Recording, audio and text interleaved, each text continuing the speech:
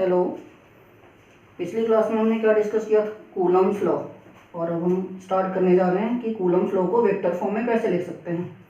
तो Coulomb's law हमने पढ़ा था कि दो चार्जेस अगर यूनिवर्स में फाइनाइट डिस्टेंस पे एग्जिस्ट कर रहे हैं तो उनके बीच में एक इंटरेक्शन का फोर्स वर्क करता है। वो इंटरेक्शन फोर्स रिपल्सिव भी हो सकता है और अट्रैक्टिव भी हो सकता है, और उसका जो मैग्नीट्यूड है वो दोनों चार्जेस के मैग्नीट्यूड के प्रोडक्ट के प्रोपोर्शनल और उनके बीच की डिस्टेंस के स्क्वायर के इन्वर्सली प्रोपोर्शनल होता है। तो जब हम कंबाइन करते हैं तो फार्मूला क्या बनता है? F = K × Q1 Q2 upon R²। कि क्या है? इलेक्ट्रोस्टैटिक फोर्स कांस्टेंट, जिसकी वैल्यू मैंने बताई थी 1/4πε0, और इसकी न्यूमेरिकल वैल्यू भी बताई थी 9 × 10⁹ न्यूटन मीटर स्क्वायर पर कूलम स्क्वायर। अब हम स्टार्ट करते हैं वेक्टर फॉर्म इसका। तो वेक्टर फॉर्म के लिए हमने दोनों चार्जेस को कोऑर्डिनेट सिस्टम में रिप्रेजेंट किया। तो कोऑर्डिनेट सिस्टम में रिप्रेजेंट कैसे कर रहे हैं? ये हमने एक एक्सिस बनाई और एक वाई एक्सिस बनाई। तो एक्स वाई प्लेन के अंदर हम Q1 और Q2 चार्ज को रिप्रेजेंट कर रहे हैं। Q1 चार्ज को हमने P पॉइंट पे और Q2 चार्ज को Q पॉइंट पे रखा। अब देखिए, Q1 चार्ज का जो पोजीशन वेक्टर है, ये हमने ओरिजिन एज्यूम किया है O। तो Q1 चार्ज का जो पोजीशन वेक्टर है वो है R1 और Q2 चार्ज का पोजीशन वेक्टर है R2। पोजीशन वेक्टर और डिस्प्लेसमेंट वेक्टर की कॉन्सेप्ट हमने +1 में पढ़ी है। तो अगर हम ये डिस्प्लेसमेंट वेक्टर PQ या QP निकालना चाहते हैं तो कैसे निकालेंगे? PQ = क्या होगा? R12, 1 से 2 की तरफ जा रहे हो तो R12 = R2 - R1। This is displacement vector and these both are position vectors. So displacement vector is defined in terms of position vectors. Again, QP = R21 and R21 = R1 - R2। और इसी तरह से अगर हमने मान लो यूनिट वेक्टर निकालना है तो R21 को क्या लिखोगे? Unit vector = vector upon magnitude of vector. तो R21 = R21 vector upon magnitude of R21 vector. अगर आप R12 निकालना चाहते हो तो आप इसको लिख सकते हो R12 vector upon magnitude of R12 vector. Okay, अब हम स्टार्ट करते हैं फोर्स है। तो हमारे पास फोर्स है, मान लो F12। F12 का मतलब क्या है? देखो, दो फोर्सेस वर्क कर रहे हैं। कौन कौन से? ये चार्ज 1 जो है 2 पे फोर्स लगा रहा है और 2 भी 1 पे फोर्स लगा रहा है। तो जब चार्ज 1 मतलब Q1 अगर Q2 पे फोर्स लगा रहा है तो किधर लगाएगा? इधर लगाएगा। क्यों? क्योंकि दोनों चार्जेस पॉजिटिव हैं तो एक दूसरे को रिपेल करेंगे। तो ये वाला चार्ज रिपेल करेगा तो किधर फोर्स लगाएगा? इधर, P से Q की तरफ। तो ये आ गया force on body 2 due to 1, that is F21। तो force F21 = force on body 2 due to 1। अब अगर हम F12 की बात करें, means force on body 1 due to 2। तो force on body 1 means Q1 पे फोर्स लग रहा है, किसके कारण? Q2 के कारण। तो किधर लगेगा? Q से P की तरफ। तो ये है F12 और ये है F21। लेकिन जो इसके पोजीशन वेक्टर्स होते हैं उस अपोजिट होते हैं। देखिए, जब चार्ज Q1 Q2 पे फोर्स लगा रहा है तो हम इसको लिख रहे हैं F21। F21 मतलब force on body 2 due to 1। लेकिन ये किधर से किधर लग रहा है? 1 से 2 की तरफ लग रहा है। तो इसका जो पोजीशन वेक्टर आएगा वो आएगा R12। जो F21 फोर्स के लिए पोजीशन वेक्टर आएगा वो आएगा R12।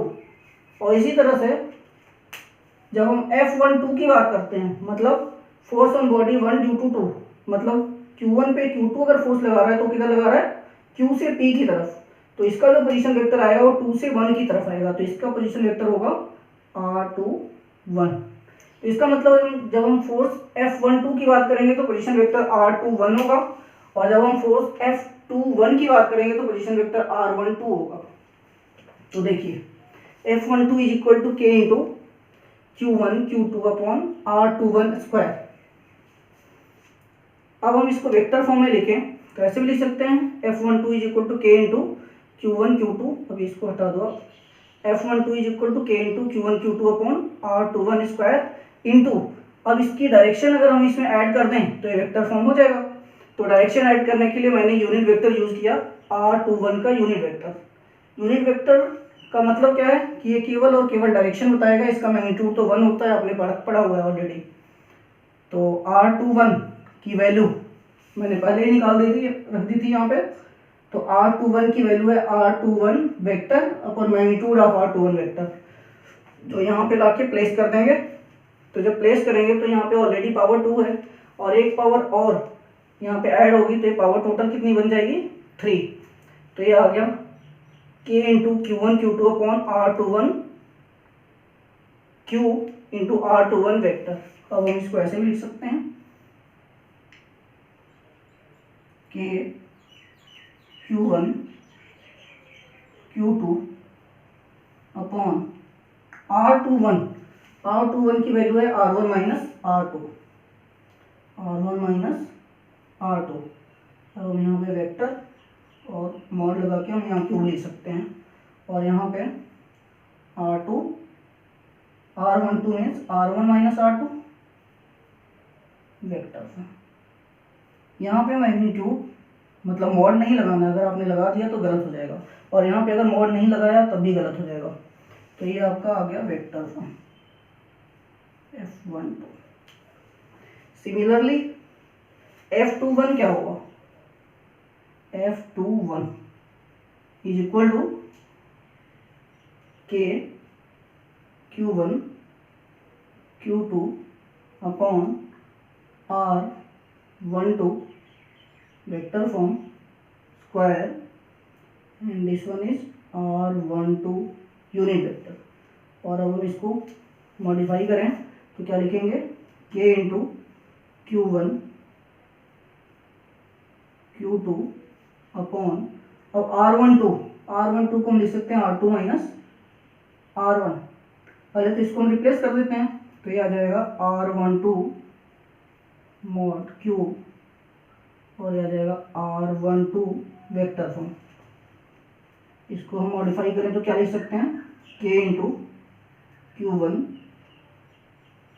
Q2 अपॉन R12 को अगर हम पोजीशन वेक्टर के फॉर्म में लिखें तो क्या लिखेंगे, R2 minus R1 into R2 minus R1। तो ये है आपका वेक्टर फॉर्म F21। तो इसको हमें जूम करते हैं इक्वेशन नंबर 1, और इसको जूम करते हैं इक्वेशन नंबर 2। मैं दोबारा एक बार एक्सप्लेन कर रहा हूँ कि हमने जब वेक्टर फॉर्म निकाला तो हमने चार्जेस को कोऑर्डिनेट सिस्टम पे रिप्रेजेंट कर दिया XY प्लेन में, और वेक्टर फॉर्म में जब हमने लिखा तो एक्सप्रेशन क्या आई, F12 is equal to K into Q1 Q2 upon R1 minus R2 whole cube into vector R1 minus R2, और यहाँ पे F2 की वैल्यू आई K into Q1 Q2 upon R2 minus R1 whole cube और vector R2 minus vector R1। अब हम ये दोनों एक्सप्रेशन देखें तो F12 की वैल्यू है ये, और F2 की वैल्यू F21 की वैल्यू है ए। इन दोनों एक्सप्रेशन से क्या पता चल रहा है, ये सारी अगर हम डिवाइड कर दें तो हम ऐसे लिख सकते हैं F12 upon F21 is equal to क्या आएगा, ये सारा का सारा पोर्शन कैंसिल हो जाएगा और हम डिवाइड करेंगे तो ये आएगा R1 minus R2 upon R2 minus R1। इसको हम ऐसे भी लिख सकते हैं, माइनस साइन अगर हम कॉमन ले लें ऊपर से तो माइनस साइन कॉमन, ये आ गया R1 R2 minus R1 upon R2 minus R1। अब आप इसको कैंसिल कर सकते हो तो ये आ गया -1। तो इस ये क्या रिप्रेजेंट कर रहा है, ये रिप्रेजेंट कर रहा है कि F12 is equal to minus of F21। इसका मतलब force on body 1 due to 2 is equal to force on body 2 due to 1 with minus sign. ये क्या रिप्रेजेंट कर रहा है, न्यूटन्स थर्ड लॉ, क्योंकि न्यूटन का थर्ड लॉ तो यही कहता है कि एक बॉडी अगर दूसरी बॉडी भी फोर्स लगा रही है, दूसरी बॉडी भी उतना ही फोर्स लगाएगी लेकिन अपोजिट डायरेक्शन में फोर्स लगाएगी। तो यहाँ पे जो माइनस साइन है ये यही रिप्रेजेंट कर रही है कि फोर्स अपोजिट डायरेक्शन में लग रहा है, तो इसीलिए F12 is equal to minus of F21 आया। इसका मतलब कूलॉम्स लॉ, इलेक्ट्रोस्टैटिक्स का जो कूलॉम्स लॉ हमने एक्सप्लेन किया है, ये न्यूटन का थर्ड लॉ भी एक्सप्लेन करता है। न्यूटन्स थर्ड लॉ यही है। तो अगर हम कूलॉम्स लॉ पे थोड़ा सा और डिस्कस करें तो क्या क्या चीज़ें निकल के आती हैं। मैंने पहले भी बताया पिछले लेक्चर में कि कूलॉम्स लॉ जो है 10⁻⁻15 मीटर की अगर डिस्टेंस कम है तो वैलिड नहीं होगा, अगर 10⁻18 मीटर से डिस्टेंस ज़्यादा है तभी वैलिड नहीं होगा। केवल और केवल पॉइंट चार्ज पे वर्क करता है, मतलब पॉइंट चार्ज के लिए वैलिड है। फिर न्यूटन का थर्ड लॉ भी ये एक्सप्लेन करता है, न्यूटन्स थर्ड लॉ फॉलो करता है। और इसको हम बोलते हैं कि ये सेंट्रल फोर्स है। क्या है? Central force. सेंट्रल फोर्स बोलने का क्या मतलब है कि ये हमेशा सेंटर टू सेंटर वर्क करता है। मतलब एक चार्ज यहाँ पे और दूसरा चार्ज यहाँ है, तो इस चार्ज का सेंटर और इस चार्ज का सेंटर, इन दोनों के बीच की डिस्टेंस काउंट की जाती है, तो इसीलिए हम इसको बोलते हैं सेंटर फोर्स। और इलेक्ट्रोस्टैटिक फोर्स जो हमने कूलॉम फोर्स निकाला है, ये इलेक्ट्रोस्टैटिक फोर्स भी इसको बोलते हैं, और ये कंजर्वेटिव होता है, कंजर्वेटिव इन नेचर। तो इतनी चीज़ें कूलॉम्स लॉ के लिए मैंने बताई। क्या क्या बताया कि 10⁻⁻15 मीटर से डिस्टेंस अगर कम होगी तभी वैलिड नहीं होगा, 10⁻18 मीटर से अगर डिस्टेंस ज़्यादा होगी तभी वैलिड नहीं होगा। केवल और केवल पॉइंट चार्ज के लिए ही वैलिड है। इसका मतलब ये सारी की सारी क्या है, इसकी लिमिटेशंस है। और मैंने इसको प्रूव करते हुए न्यूटन्स का थर्ड लॉ भी यहाँ पे एक्सप्लेन किया कि न्यूटन्स के थर्ड लॉ को फॉलो करता है, और एक सेंट्रल फोर्स है, मतलब सेंटर टू सेंटर वर्क करता है।